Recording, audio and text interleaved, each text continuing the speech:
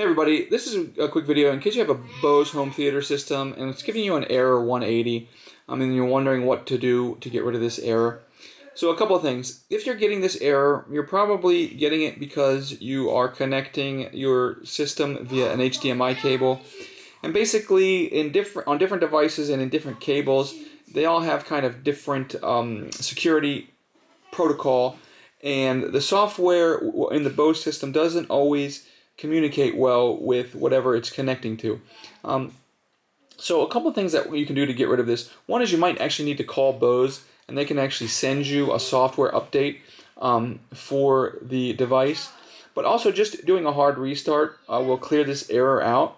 And so if you just unplug everything, unplug it from power, and leave it disconnected from power for a full minute, and then plug it back in, that should give you a short-term fix before these things geek out again with their security protocol. But anyways, hope this video helped. Thanks a lot for watching. Have a great day.